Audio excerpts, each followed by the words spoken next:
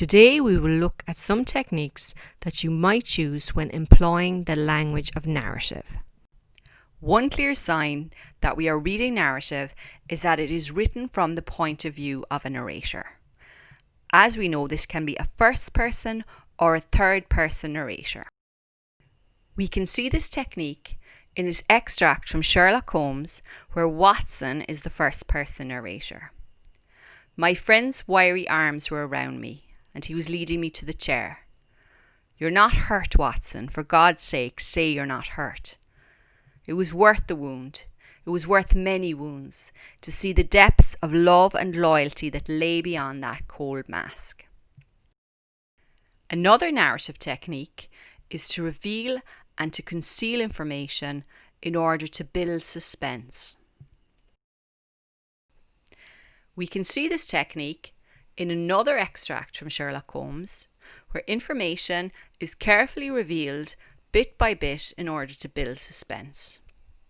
Beyond the obvious facts that he has at some time done manual labour, that he takes snuff, that he is a Freemason, that he has been in China, and that he has done a considerable amount of writing lately. Beyond that, I can deduce nothing else.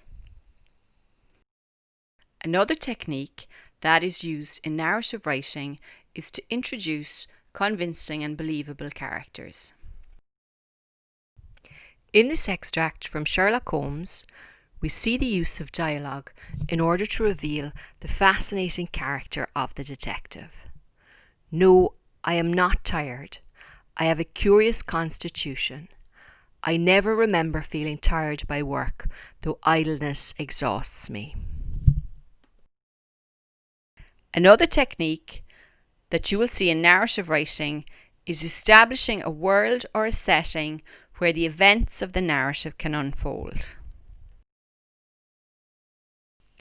This piece of dialogue from Sherlock Holmes establishes the setting of the story in Victorian London.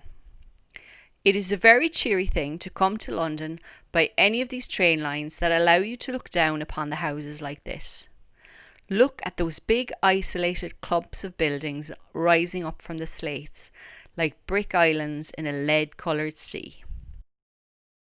A further narrative technique is shaping the events of a story into a plot with the build-up, climax and resolution. An example of how the events of a narrative can be shaped into a plot can be seen in this extract from Sherlock Holmes. And that is how a great scandal threatened to affect the kingdom of Bohemia, and how the best plans of Sherlock Holmes were beaten by a woman's wit. He used to make merry about the cleverness of women, but I have not heard him do it of late. A final technique you will see in narrative writing is the use of imagery to provide descriptive detail. Here we see effective use of descriptive imagery, again from Sherlock Holmes. "How sweet the morning air is. See how that one little cloud floats like a pink feather from some gigantic flamingo. Now the red rim of the sun pushes itself over the London cloud bank."